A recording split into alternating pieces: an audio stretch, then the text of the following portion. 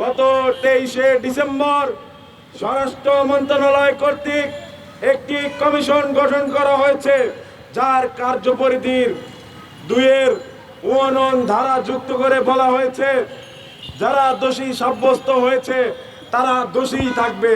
তাহলে পুনর্তদন্ত করে কি লাভ? আজকে যারা চাকরি হারিয়েছেন অন্যায়ভাবে, যারা জানতেনি না তাদের অপরাধ কি, তাদের অধিকার রয়েছে তাদের চাকরি ফেরত পাওয়ার।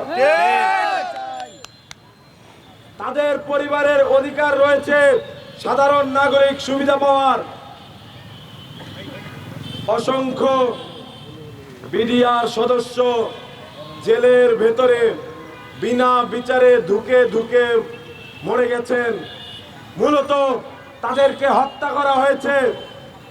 যারা হত্যা করা হয়েছে, যাদেরকে হত্যা করা হয়েছে তাদের পক্ষ থেকে সেই হত্যাকারী হাসিনা এবং তার সাথে যুক্ত সকল দোষরের আমরা বিচার দাবি করছি।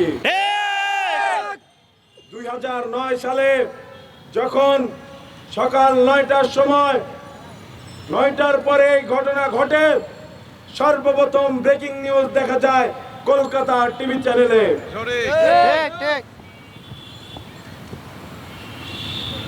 25 ফেব্রুয়ারির এই পিলখানা হত্যাকাণ্ডের সেই তারিখে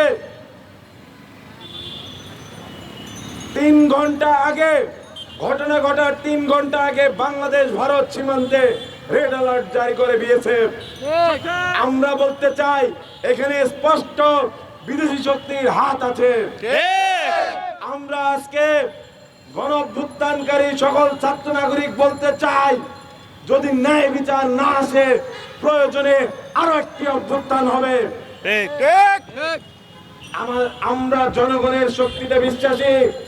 কোন প্রকার কোন বিদেশি এজেন্সি কিংবা দেশীয় দালাল এজেন্সিতে আমরা বিশ্বাস করি না। সরকারকে স্পষ্ট করতে হবে তাদের উপরে কি এই সমস্ত এজেন্সির কোন চাপ আছে কিনা। যদি চাপ থেকে থাকে তাহলে আমরা বলবো আপনারা জনগণের শক্তিতে বিশ্বাস রাখুন। জনগণের শক্তি এই সব এজেন্সির চাইতে অনেক বেশি শক্তিশালী। আমরা অচিরেই হয়তো একটি বড় রকমের সমাবেশ করতে পারি। সেজন্য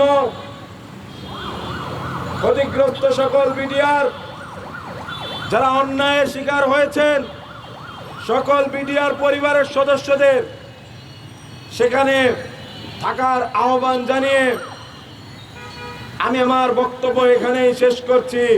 ইনকিলাব জিন্দাবাদ।